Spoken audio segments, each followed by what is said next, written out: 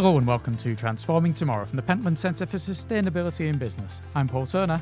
And I'm Professor Jane Bevington. Today we're talking about how, as humans, we process the psychological threat of climate change. How are you feeling, Jan? I'm feeling quite warm today. What do you mean by how am I feeling? I'm worried about you. It's probably right to be worried about me. In what way are you worried about me, Paul? Well, there's lots going on in the world at the minute. As you say, it's quite warm today. That's because we're in a massive heat wave, not the first of the year and probably not the last. And, there's lots of things going on around sustainability that are maybe a bit depressing sometimes. So I worry about you. I see where this is going. Now, you wouldn't be the first person in this last year that sort of said, how are you? With that sort of nod or a tilt of their head that says they're asking after heartfelt well-being. Well, it's always good to be alive, but it's a tough time to be alive. I suppose that's sort of part of it. And the more knowledgeable you are about the state of the natural world and inequalities and all of those sorts of things, then I think you'd be quite odd not to feel a little bit despondent from time to time. Despondency is available on occasion. Do you think, maybe it would be easier if I was just one of those people who thought, heat wave, great, an excuse to go out and sunbathe. It's just brilliant. It'll be gone soon and there's nothing at all happening to the planet that we need to worry about. And if that's where you are, I think that's fine. I suspect not very many people who are listening to us are in that place. But I suppose there's something about having a responsibility as a member of a university and having a responsibility as a member of an accounting profession to think about things more structurally and more deeply and how we can craft a world that might create better outcomes. So I guess I can't just turn off so well. Right. That'll be £50, please. Although I believe that's probably quite cheap for a therapy session. But yes. But I also think there's something about one of my colleagues that I work with, and indeed my PhD supervisor, really amazing guy, did tons and tons of stuff. And towards the end of his career and towards the end of his life, he got very gloomy that not everything wasn't solved. So I think there's also something about thinking about your own working life as a marathon, not a sprint, which is, sort of very sort of old hat to say that. But it's also, I think, a multi-generational journey that we're on to think about how we interact with the world, what appropriate might be, what good might be, what kind of outcomes we're looking for. So I think it's not an individual fix and it's not a quick fix. So it has to be a bigger societal thing. It's something that we need to be aware of, though, is the effects on us emotionally, mentally of Absolutely, what's happening. Yeah. And that's something we're going to be talking about today. Excellent. Yes, because we're going to be joined by someone who is another Lancaster University graduate, did their PhD here at Lancaster, who is an honorary researcher at the Pentland Centre and who is a mindfulness, nature connection and Qigong. Do you think that's how I pronounce it? Or Qigong? Right. Qigong. I think Qigong, but we can find out. Yeah, we'll find out in a minute. Pronunciation may be lacking there. And a facilitator of climate and eco-psychology processes. And she works part-time in the Scottish Government, bringing systems thinking, strategic research expertise to support organisational change. It is Dr. Nadine Andrews. Hello, Nadine. Hello. Good to see you both. Is it Qigong or is it Qigong? Qi. Yeah. I was right the first time. I shouldn't have doubted myself. No, have faith. That's the lesson. I have faith in myself. Nadine, can you tell us a little bit to start with about yourself, your background, how you came to be working around issues of climate change and nature? Yeah. So I had worked in the arts and heritage sector for quite a while, and then around 2010. There was a think tank at the time called Mission Models Money that worked in the cultural sector. And there was a national project, a national research project, which I got involved in, which was what were the competencies needed for working in the 21st century in this sector, right? And so I was sort of diving into all of that literature. I had an awareness of environmental and climate change stuff before that, but somehow exploring all that literature took me into thinking about what does success look like in terms of these competencies, like what is it for, right? And so we were exposing this concept of thriving, and that thriving isn't just, making great art in organizations, but also what is the impact on people, planet, on the workforce and stuff. That took me, and I can't remember how, but I came across biomimicry, and it was then in a course on biomimicry, which must have been in 2010, I guess. It was in Schumacher College in Devon. So it was there when I was one of the people who was leading that. It was just something about the way that he was talking about climate change, that the urgency of it somehow hit me in a way that it hadn't before. So that kind of then changed the focus of the work that I was doing to be much more kind of in terms of the environmental impact of arts organisations. And then that took me to Lancaster, actually, because there was a doctoral training centre at the time that was sort of transdisciplinary. It was set up as well, post-disciplinary. It was set up between the management school, design, and computer science. And my proposal at the time did hit all three of those topics. It then changed within the first year, which is kind of what they wanted as well. And that then took me into the world of looking at the kind of the psychosocial factors that affect how we enact environmental values. So if that is clear at all, that was the journey that I was on. It sounds a brilliant journey. And when you say psychosocial factors or psychosocial processes, can you unpack that for us? What does that actually mean? Yeah, so I'd come across literature and also academic departments which were kind of on psychosocial studies, and some of the kind of the key points which I took from that was how what's going on psychologically within a person in terms of their own how their own mind and body and thoughts and responses, that you can't separate that from the context that they're in, because we're always in a context. And so to only look psychologically or only look at in terms of the individual, you're missing a big part of actually what's going on. And equally, if you only look at kind of social factors and sociological approaches, then you're missing the psychological. And so the psychosocial approach basically comes from the view that these are inextricably linked. I got really interested in what was called in the literature then the values action gap. So you've got all these people who say that they have strong values around, climate and nature, and yet, you're not seeing behaviours that's consistent with that. So what's going on? What's influencing that? So that's the territory I got really interested in. And so the kind of the climate psychology perspective is really sort of dives into the unconscious processes and emotional dimensions around that. And what I did was to kind of combine some different theoretical perspectives into one. So I drew on social psychology, which was self-determination theory. So I was particularly looking at needs satisfaction, so competency, autonomy, and relatedness. And because the way that these are regarded as being kind of basic needs that we need satisfying in order to experience well-being. And if the satisfaction of these needs is deficient in some sort of way, then then there'll be some kind of problems. So I was drawing on that literature. I was also very interested in the work around stress and coping, and so the idea of kind of psychological threat and the way that climate change poses psychological threat to whether we're consciously aware of it or not.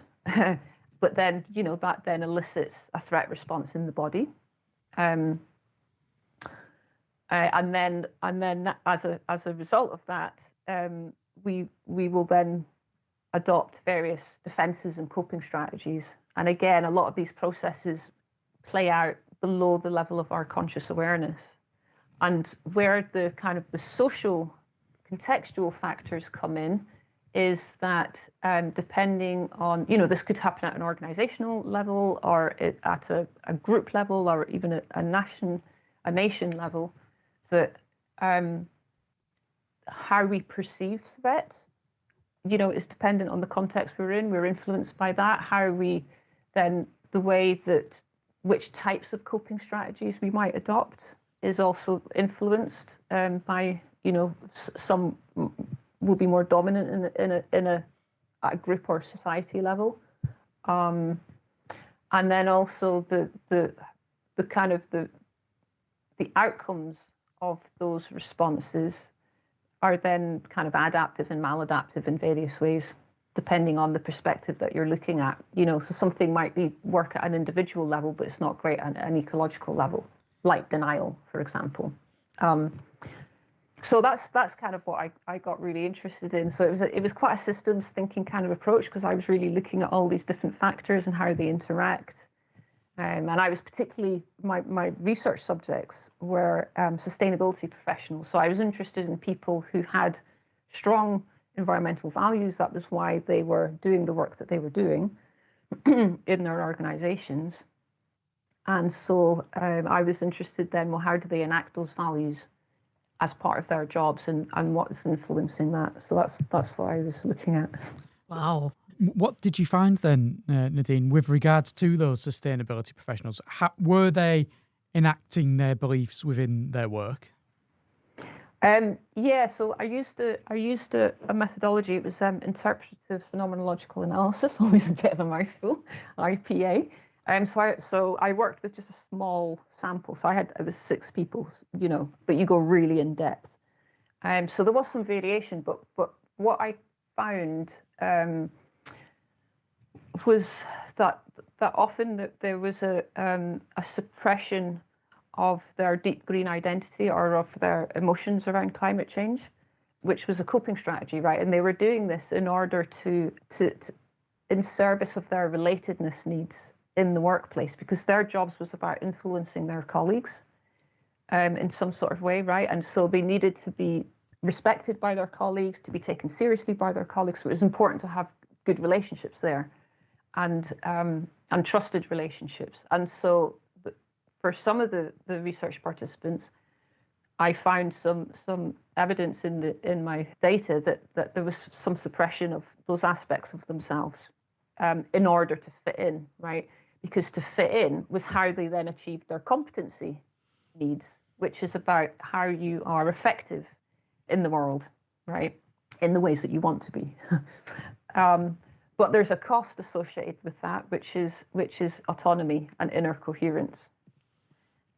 So you can see how these different psychological needs can also be in conflict with each other in particular contexts. So I was kind of really interested in all of that, and then all of that, like if you're suppressing a part of yourself, and suppressing any strong emotion takes effort, it takes energy. So there's vitality costs to that. And that was also showing up in the data about, so if people feel like they're fighting all the time, or it fits in with this idea about congruence and incongruence. So the extent to which you're a fit with your organization and its values and goals. So there might be a lot of work that people need to do, and that, that has a vitality cost. So yeah, there was a lot of stuff in this I was kind of exploring, and then also, well, what are their strategies for revitalizing themselves? Because, if we don't have good ways to do that, then that can lead to burnout, which is, of course, what happens to a lot of people, or they just end up leaving their jobs because, they can't handle it anymore. So when it comes to the climate crisis, do you think it's inevitable if people become more informed and knowledgeable about it, they're going to be emotionally affected by what they learn? So I don't think it's inevitable because I think it's to do with how people engage with the information. So for example, you could very quickly, within a few seconds of encountering some facts, that go straight into denial. Where you're kind of just immediately kind of you might not even be aware of it, but you're already rejecting, denying, pushing away information because it's kind of too much, right? This isn't necessarily a deliberate, conscious thing. So if people are kind of immediately going into that space, then it might not even go as far into as actually having a subjective sense of feeling and emotion. In terms of what they're consciously aware of, right? But if you're going through a process where you are reading stuff, you're listening to stuff, or if you are opening to the facts of what's going on, and you don't feel worry, concern, fear, and all the rest of it, then somehow you're not kind of really in touch with the reality of the situation. So the answer is kind of yes and no, but broadly speaking, yes, right? And most people will be feeling something. And I know that you've been doing some work with Climate Assembly and Climate Assembly members. So that, if you like, is a group of people who've come together to actually absorb this knowledge and information and to sort of formulate ideas about what should happen next. So it's not just you're hearing the information and seeing how you feel about it. It's got a sort of proactive part to it. Could you tell us about that work and how Climate Assembly members respond to their experience of the activity of being brought together to address things collectively? Yeah, so we're going back to 2021 here. So this was me in my Scottish Government role. So I led the research on that. So a Climate Assembly was in process. The members met up over 7 weekends, over several months. And then the Scottish Government then had, and ministers had 6 months to then respond to the Assembly members' to the report, the recommendations that they then produced. And what I was interested in was, amongst other things, was their emotional experience for exactly the reasons that you just asked me about. They're encountering all this information. It's going to have. We had some responsibility to be able to monitor their well-being, and for the organisers to then provide some well-being resources around that if that was needed. And then just from a kind of academic point of view, I was interested in how their experience compared to the population as a whole. So we also did a population survey that summer after the Assembly had produced their report, so we could actually sort of compare what was going on. And then we did another survey with the members after they'd received the Scottish Government response. So we were able to track stuff over a bit of a period of time. And I know some of the results of that actually suggested that Assembly members, after they'd taken part, were actually feeling increased levels of optimism, maybe about the situation and what could be done. Was that something that surprised you? I didn't kind of go into it with a hypothesis, but it was interesting. I wasn't expecting it, I guess. So to see that they did have these kind of higher levels. I mean, it fluctuated over the weeks, but broadly speaking, it was higher than the population as a whole. So that was very interesting to us, and we don't know for sure, but we thought that was because they had a strong sense of purpose and direction. So to them it felt like meaningful work at that time, because they were being tasked, big question, how should Scotland change to tackle the climate emergency in a fair and effective way, something like that.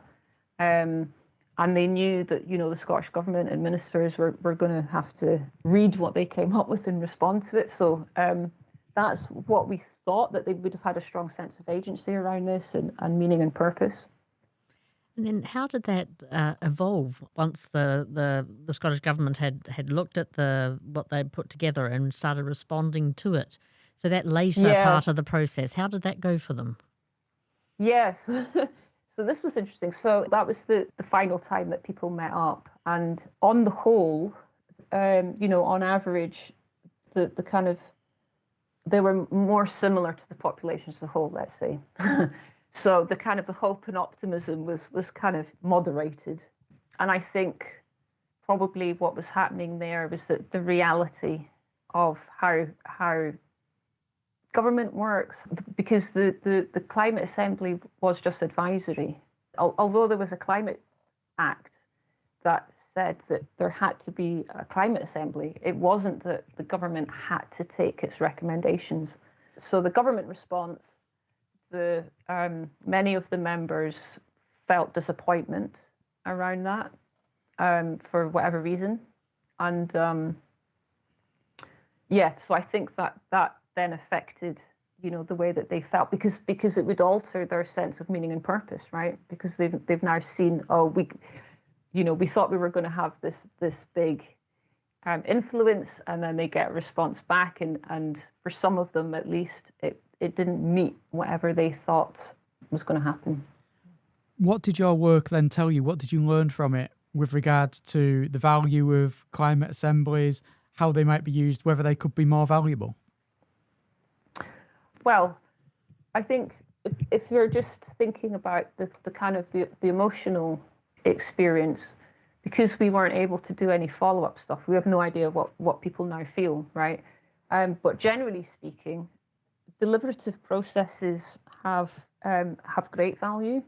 A citizens' assembly is one type of a deliberative process, but for something which is complex, we know it makes a lot of sense and there's obviously a lot of research around this as well, that for people to be learning about the topic that they then are being asked to take a view on and make recommendations about is so much more worthwhile than asking people for their views on a topic that they haven't, for some of them, they haven't encountered all the different scientific evidence on it. The main issues, I think, are in general, not just kind of climate assemblies, but are to do with having very clear upfront and throughout who is this for, and how is it going to be used, and if it is for a government, then exactly how is that government then going to respond, and what are all the expectations there? Because I think, we already know that trust in government generally is low in Scotland and UK and worldwide. So if there's kind of ambiguities around that, about how people are going to respond to recommendations, then that can potentially damage trust rather than boost it, which is really what you want from a deliberative process that's bringing citizens into decision making. You've used some really interesting words in our conversation to date, and I'm thinking about vitality, well-being, hope, optimism, and thriving. They're really amazing words. Are they words you use a lot and words that you are drawn to because of the field that you're working in? It's partly because I also teach mindfulness and stuff. So, yeah. But I wasn't expecting my PhD result to really be about vitality, because it was about values and how people enact their values. But actually, the amount that people really talked about energy was remarkable. And and vitality in psychology is energy that's available to the self for action.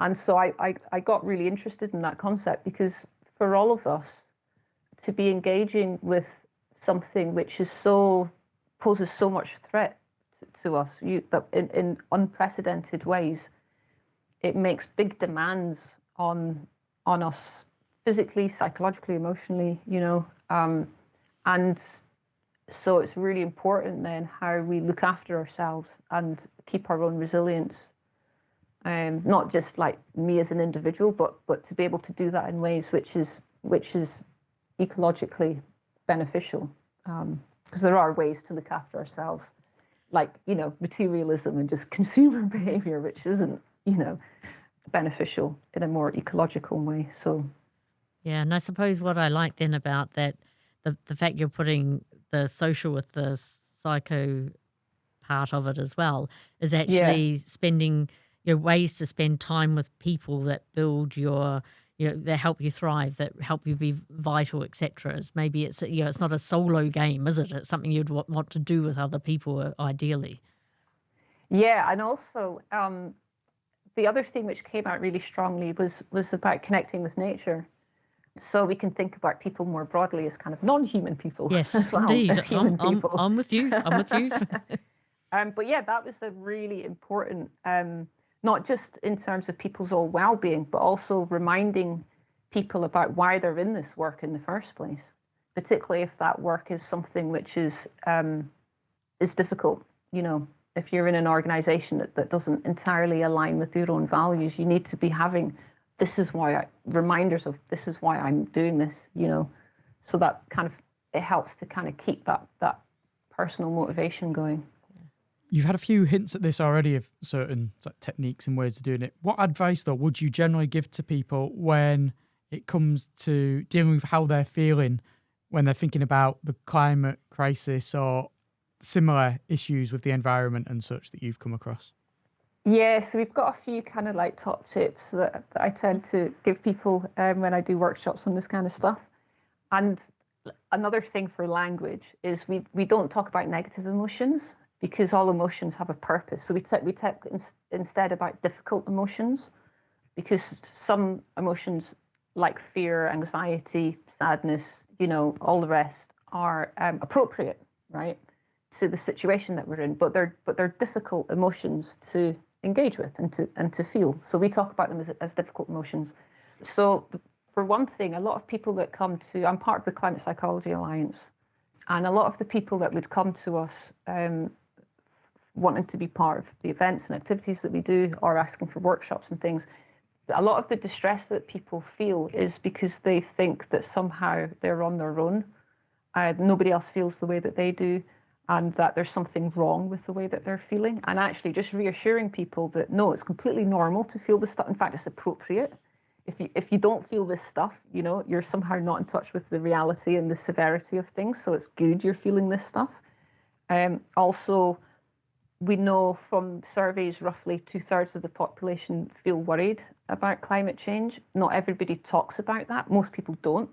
So often we think that, some of our friends and family, we can't talk about it with some other people. And maybe that, they might not be able to handle that. But to then let people know, no, this is common. And actually there are spaces where you can talk about this that are facilitated, by Climate Psychology Alliance and others, so that's a really important thing, is offering spaces for people to be able to, in a safe way, express how they feel, knowing that they will just be listened and heard and understood. Understanding a bit just about, as I said before, about just how the nervous system works in terms of, our nervous systems are always looking out for signs of threat and safety. Below the level of conscious awareness, normally it kicks in with a threat response. All the stress hormones going around the body, anxiety is associated, with. So even just kind of understanding, this is just a normal part of human functioning, and to be understanding that then the things like denial and emotion suppression and all the different things that we might use to then deal with the threat that we're facing is also just part of normal functioning. So that can be reassuring to people that this is just kind of what happens, and then it focuses on not specifically what emotion you're feeling, but how can I learn to regulate in a way that's healthy. And so, as I said, some of that is to do with spaces where you can express how you feel. There's various kind of mindfulness movement exercises that can help to just calm the nervous system down, release tension. Being aware of how stress shows up for you, because what we want is feeling the emotions and working through the emotions is really important, rather than just suppressing them and because they don't go away, they're still there in the body affecting us, right? But so it's how we can regulate our emotions in ways which means it doesn't lead to kind of mental illness or exacerbates any sort of mental distress. And then the kind of more sort of practical ways that, I'm sure you talk about a lot on your podcast around then what meaningful action can you take? And also, as you said, about how you do that then with other people, and keeping a sense of perspective. So it's not all on you as an individual. Yeah. So there's a variety of different things. But it's remarkable how just letting people know that the way that they're feeling is actually normal and appropriate alone can take away a lot of the anxiety about feeling anxious, That's complex territory that you're working in there. Yeah. So what's next for you in this space? So after my PhD, I worked in the Intergovernmental Panel on Climate Change for a short while in the technical support unit on Working Group 2, which looks at adaptation. So I'm kind of more on the adaptation side than mitigation, really. And that took me into, some of the territory around deep adaptation and stuff. And so I'm kind of really interested in accepting that some stuff is already too late. We can make some stuff not get a lot worse, but some stuff is already baked in. And so if you accept the reality of that, the question then is, okay, what then? What's the role then? So I run a monthly group in Edinburgh, an in-person group called Breaking Well, which is a kind of collapse-aware group. So it's kind of people who accept that there's already, some stuff which is collapsing, which isn't necessarily negative, but it's kind of just, it's processes, it's kind of what's happening, not just ecologically, but, there are social systems which are kind of collapsing around us. And then, okay, well, what's my role in this and what can we do around this? And for me, that's where a lot of the climate justice work really sits. Mm-hmm. And how can we then build community resilience? So yeah, at a very kind of local level, because obviously mitigation can't be done locally, but adaptation is really where you can have community empowerment. So that's kind of where I am, and I just had some conversations with a colleague in Scottish Government, and we're sort of interested in, would it be possible to have to take some of these ideas about, if you accept that some stuff is, how would that land? We don't know. But yeah, so I guess the kind of building resilience is kind of where I am, and I tend to focus on that in terms of the psychological resilience, I guess, and how that shows up on an individual and sort of group level.